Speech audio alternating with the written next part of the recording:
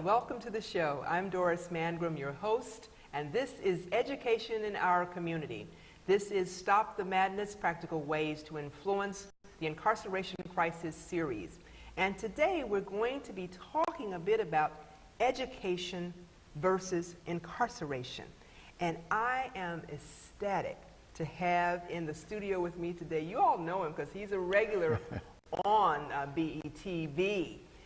He is Reverend, I want to call you Doctor because he's got that type of knowledge, Reverend Robert Mcknight. Thank you so much for joining me today, Reverend Mcknight. My pleasure, my pleasure. Thank you for allowing me to grace this set with you, be in your presence. I would say allowing you to be here with me. So we are going to talk a bit about a topic that we hear a lot. You know, we hear people talking about education versus incarceration. Smooth, sounds good, coming out of your mouth. It just flows out and everybody's saying it. But let's get into some of the discussion around why it has come to the place where we need to even say it, or how do we make, what are the mechanics that would need to get it started? What's your take on where we go in terms of educating versus incarcerating, and what would that look like? It would start very early. Its preconception is when the type of education that is needed to avoid the tragedies that are encountered in life. It's before prenatal care. Children are born physically, but they are formed consciously or subconsciously, for that matter, in our mind, within the spirit of the individual. And so it begins at home.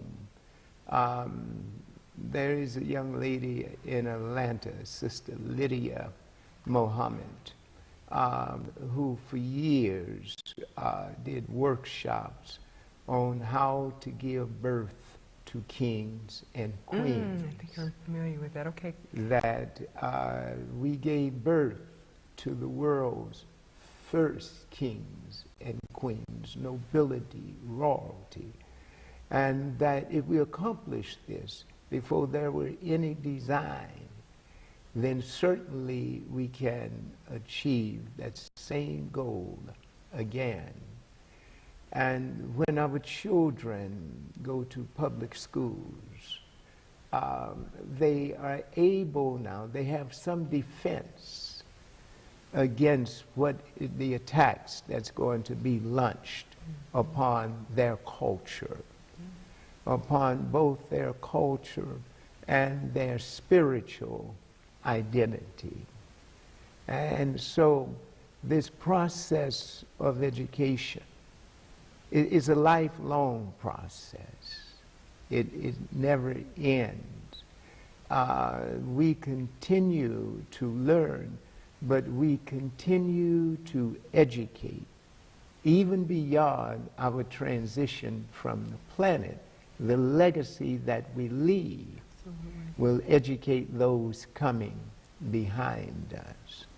And so the first responsibility lies with the family, both the biological family and the cultural family, or as we were talking prior to the show, you said the village. Absolutely. Well, you know, those are such amazing, glowing words in the way you placed it one behind the other, starting before, the family being so important in it all. And so where in your estimation, Reverend Mcknight, have we somewhat lost our way? I know that there's still families out there. There are numerous families who have an emphasis on education and its importance, who do everything methodically, just like you just so eloquently stated. But we have lost, in my estimation, somewhat our way. The emphasis not just in African American families, but across the board. You know, we say educate, and we say the word education is important, but I'm not feeling that the emphasis is there like it was when I grew up. It was like, you know, it was not optional. And I think maybe too some of the distractions that we have with the gadgets, with, you know, the technology that was supposed to have helped us so much. In so many ways, it has been a blocker to me in having children and our youth have that love, that desire to be connected to more, to the books that are going to take me to all of these places where I can have these vicarious experiences and all of these things that are going to help me. And along the way came this problem that we called incarceration. And it got into that mix. And here we are talking education versus incarceration. Where would you say, Reverend Mcknight, is the place or that road that we took the detour and have lost somewhat of our way? I heard Harry Belafonte, who was a close confidant and friend of Dr. King, say in an interview, and I'm paraphrasing what Harry Belafonte said, but in essence he said Dr. King shared with him on occasion that perhaps we rushed into integration too soon. And that you never run into a house that's on fire. And we began to lose that tradition of culture, that strength and inner courage that came from the family unit at that time. We then were involved in the original process of education, its original meaning. And to educate means to bring out of the individual that which is already within him. Yes. Oh my. Not to cram something alien Yes. within the psyche, within the mind, the intellect of the individual.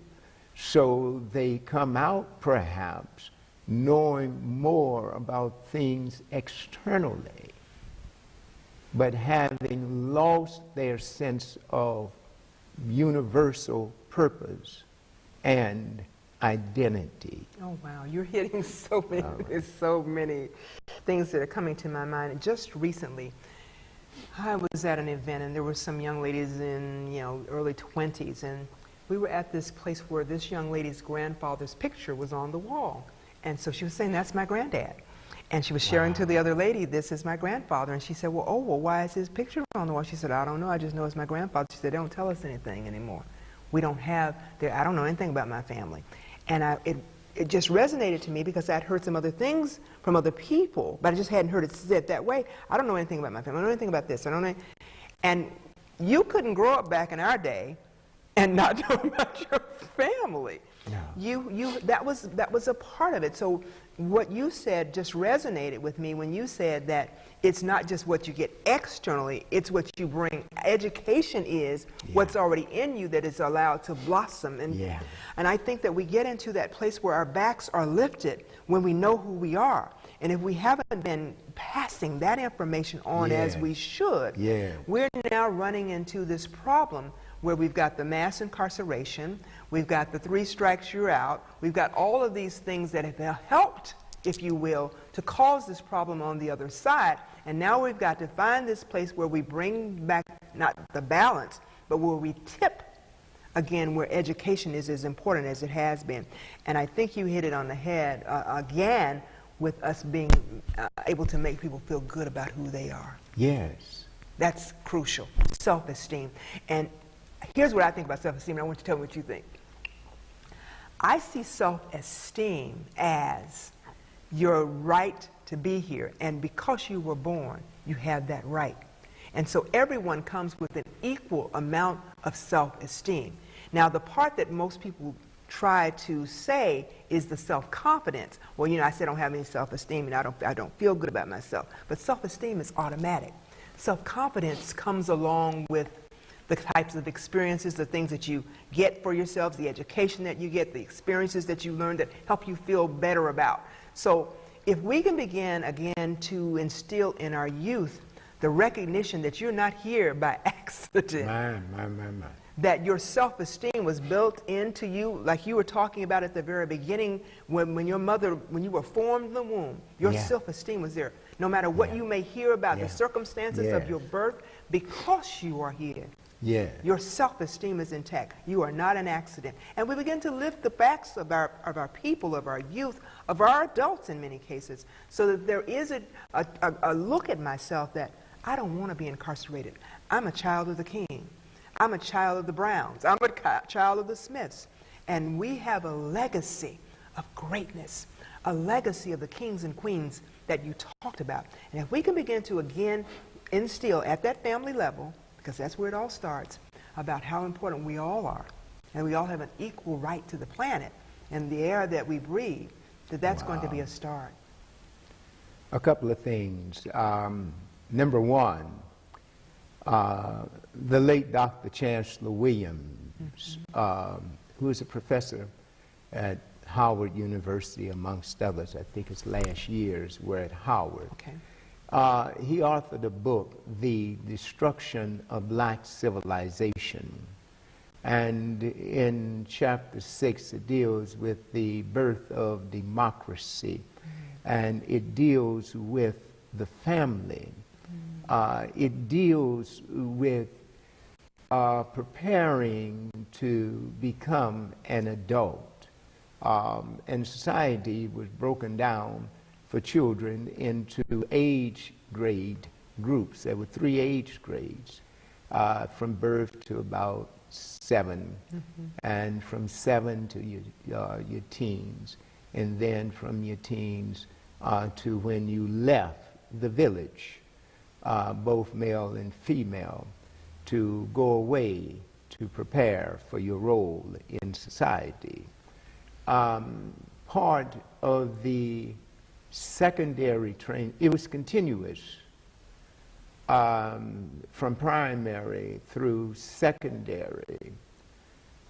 You had to learn your family history. You had to learn your family history.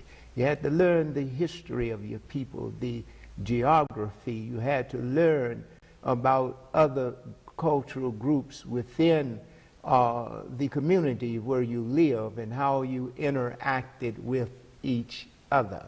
You had to learn about your environment, the plants, the animals, the soil, etc. In young ladies, the same thing, the roles different, but the basic, I would say, academic training was the same for both groups. But when they prepared for their roles in society, the young boy would take his, depending upon whether it was a matrilineal or patrilineal society, would take his father, his uncle Stu to the council meeting, and he would just sit and listen at these debates. The young girl had to follow her mother around and learn from her. This is how she learned how to hold a conversation. This is where she was introduced to her role in society by watching her mother. And for years, you're so young, so ask the next generation ahead of you. That should be worth lunch or something. But I'll give you that 25 when we're done with the show. I recall when my mother would receive a phone call and my sister would answer. And the person on the other end would begin the conversation with my sister because she sounded so much like my mother. And, say, and I hear my sister say, "Oh, hold on, I'll get my mother for you." You see, because she learned, it wasn't done consciously. From listening at my mother speak, that was the dominant voice in her life, was my mother's voice. And so, and not only in my family, but it happened all the time as I listened to conversation. My mother telling someone, "You know, I called your house and I just started talking to your daughter. I thought it was you. She sounded so much like you. And what we don't know is that was a part of our training for the roles that we were to assume in life. And we lost that. Yes, we have. We lost that. That's why we were handing that down to the next generation. They criticized Charles Barkley when Mr. Barkley said on the air something had happened. And they said, Charles, but you're the role model for young black boys all over the country. He said, I'm nobody's role model. Exactly, I remember Their that. parents, their daddy, should be their role model. And the truth is very painful at times. But a child's first role model should be someone from his immediate environment. When during that period of time, that's no longer true today, but at one time, your role models came from the family or from within the community. Our women were so wise. If something happened to your father, he died, he wasn't in the home. They were wise enough to access the young boys to other men in the family. We were connected. We were connected. We were connected. You know, I hear in you such a great, not just a great orator, but such a great teacher, and you so methodically lay it out. One of the things that we see missing, that we've been talking about for these last few moments, is that father figure. That father figure that still exists, but so many have been robbed, if you will, snatched out of our families, particularly in our communities of marginalized, communities of concentrated disadvantage. There's been a snatching, and it's been snatching by droves at a time. You know, we take 20 out here, 20 out here when we got the, mandatory sentencing, the war on drugs, the 3 strikes you're out, all those get tough practices. Took the dads out. But then we started taking the moms out too. Yeah. And when we added that mandatory sentencing to it, for a little bit of nothing, you could be gone down for 8-10 years. So now we're left with relative caregivers and grandparents when you're fortunate. You absolutely hit, or into the foster system where someone may or may not have any care about you other than to collect whatever dollars they were going to get. So here we go with the loss of legacy across the board for many of our children. So this gap, I believe, that we're speaking of today in versus the education versus incarceration has become because so many of our families, the mothers and the fathers have been taken out of the households. Relative caregivers, like you said, when we have them available, have been grandparents in most cases who have not parented in a long time, who are not ready for the digital divide, who don't know the rules of engagement, who may end up getting the kids taken away from them because they're laying hands on them, which is not okay anymore, if you will. And so with all of these things against us in terms of the education of our youth, in terms of their self-esteem and wanting to learn, what would be some steps, if you were to lay out some steps? How do we begin to turn this thing around? You can't turn around overnight, because it didn't happen overnight. So, you know, we can't go from where we are today to being like what we, the wonderful world that we talked about.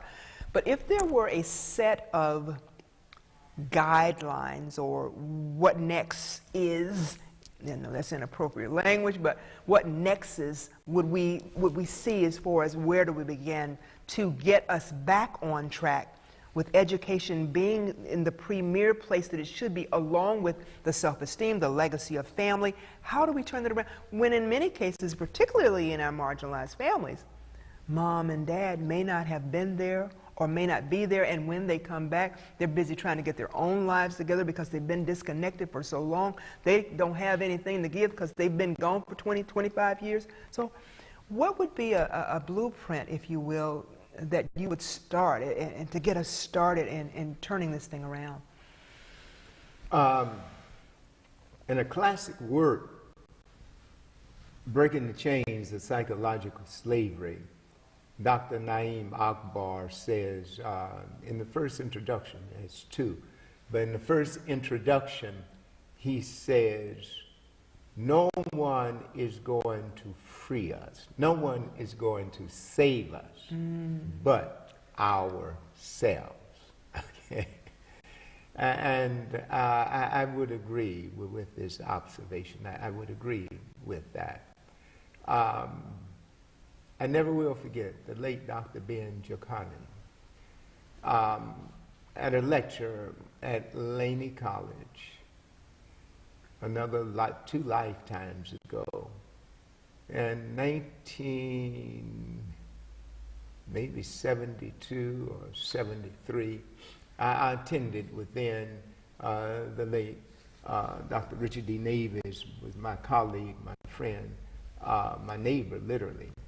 And Dr. Ben, as we affectionately call him, said something that upset someone. Okay.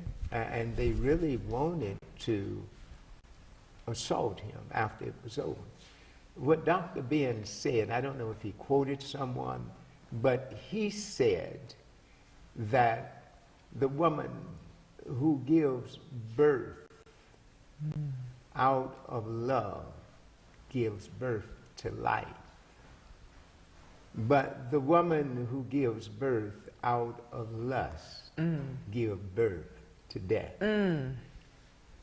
And he went on to talk about that not only is the child impacted by what is flowing through our biology, what is flowing through your veins, be it alcohol or some other substance that impacts that child. He said, but more important than that is where is your consciousness at the point of conception? That what is really in your consciousness, your dominant thought, is what forms the spirit, the soul of the child. Wow. And so what we have to do is begin to teach about the process of life to those who perhaps are planning to become co-creators of life, the vessels through which life is ushered into the world. There are no accidents nor coincidences in the universe. Everything is by design. Yes, it is, absolutely. And so if we want to improve the race, if we want to strengthen our families, then it begins with us.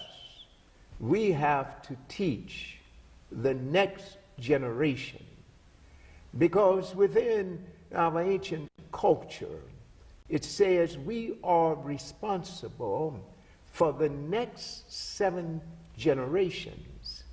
And sociologically and anthropologically speaking, the definition of a generation is 25 years. So consequently, that which you conceive, you are responsible for that seed for the next 175 years. Wow. So with that, we got to get busy. We have really... We have to teach our young men and women the importance of taking care of the mind and the body. And you know, I'm going to say what I think, and I want to hear what your thoughts are about it. I believe that you know, sometimes we believe that we have to get this really great organized program, and I have to have a place to you know, run our programs and all these kinds of things, got to get some grant money and all those things. But I remember sitting on the porch, on the back porch, getting lessons about life. I remember Miss Brown down the street saying, hey girl, come here, let me talk to you. But that's because we had our village, and as we talked about our village was strong. We all knew that everybody had been taught those lessons, that you talked about earlier in our conversation today. And so we knew that Miss Brown could speak into my life just like my granddaddy or my father could. And as a result of that, we were able to get this information that we are so in such a dire need of on today. And so I encourage, as people are listening to your eloquence, is that you decide what it is you need to do to get busy. You don't have to have this great amount of money. No, no. You have wisdom to impart. Your life has been one that has been one of giving back. And what I see happening, Reverend Mcknight, is so many of our seniors who have the wisdom and knowledge are not being utilized to the level that they should. We're missing. We're throwing. We're throwing away. We're getting to a place where we don't want to be bothered when they're too old. But oh my goodness, the vast amount of oral information that they could share that would lift the backs of babies who have not heard this information.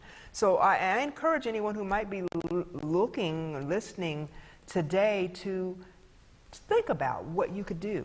Think about who you know. Maybe that grandmother that's in the senior centers, who had this life of education. Take some babies there for her to read to. There's all kinds of ways that we can change this cycle, shift the paradigm from the incarceration being the thing that we're talking about to that place where education becomes that thing that we're talking about. So what are some other little ideas that you might have to pass on? I know we're probably running out of our time.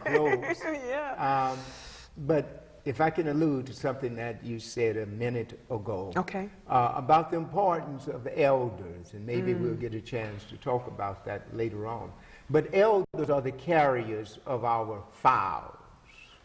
And on the next show, we're going to talk about how important that is.